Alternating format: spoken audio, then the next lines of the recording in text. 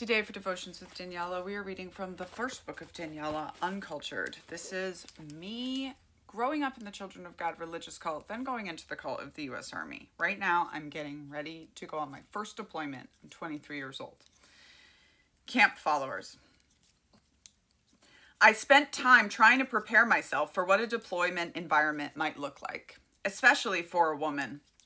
I suspected, like so many times in my childhood, that I would have to figure out what role to play to survive. I needed to learn all the normal things the second lieutenant did. What to actually bring versus what was on the official packing list.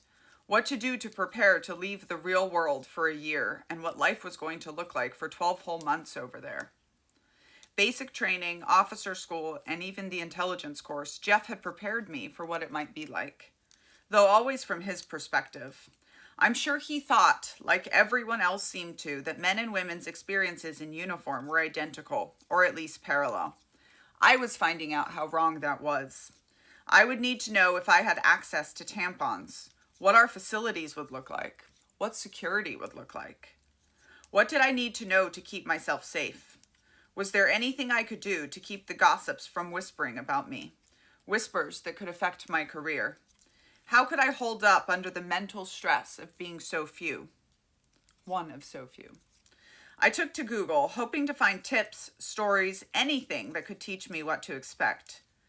There wasn't much, except the suggestion to bring colorful underwear and nail polish to paint the toes. The only color besides variations of brown and tan I'd likely see in a year. Self-care items for my eyes only, to help me feel like a girl in the sandbox. Mostly, I'd found other women expressing the same crushing lack of community I'd already felt, and warning how amplified it would become downrange. I wasn't prepared for the vitriol. The vet bros who'd served a tour or two spewed words that should have been unspeakable at anyone who dared to suggest women might be capable of serving in combat. Their arguments were always some version of men are the best, down with all the rest, that quickly devolved into somebody should rape you to put you in your place. Rape threats also came from men still in uniform, their identities conveniently masked by social media handles. Like in spy school, I found myself horrified by my difference from the rest, by how many of these men, the ones who were supposed to be my battle buddies, shared these same heinous beliefs. I wondered which of them were behind usernames just like these. It wasn't just the men. I suppose I shouldn't have been surprised that women who have never been in the military look down on those who serve, but I was. I had always thought we weren't that different. We were all just women who'd picked one job over another, selected a career we thought would appeal to us. But they expressed how we were overly masculine, traitors to our gender. Some of the military wives, women whose husbands I might be serving alongside, called us hussies, whores, dyke bitches, and camp followers. Just like armies have always had camp followers as they go off to war, the U.S. Army has blonde lieutenants. Read one comment online, I'm just lucky my husband's a combat guy so he doesn't have to work with any of those dangerous sluts. And then, buried underneath were the warnings.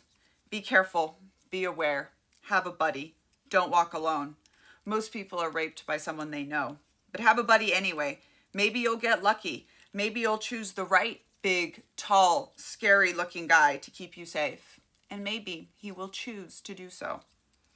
And even more blatant, don't get raped. Just don't get raped. As though it was that simple. According to the Department of Defense's own numbers, my odds of being sexually assaulted were 1 in 4. And those were just the numbers that had been reported. Don't go anywhere without your rifle. Never mind that they'll have them too and be better trained to use them. Keep your head down. Don't draw attention to yourself. And whatever you do, do not question the system that makes it this way.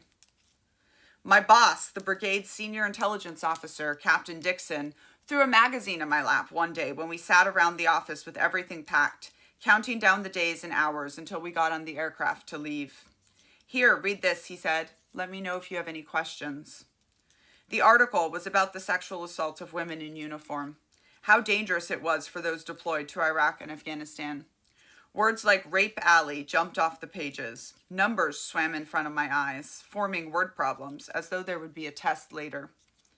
If approximately 150 women have died in Iraq/Afghanistan, but 100 of them were non-combat related, what percentage of deaths were from sudden illness, murder, rape, suicide, suspicious accident?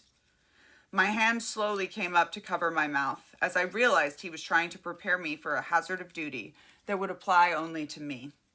Don't get raped. Don't get raped.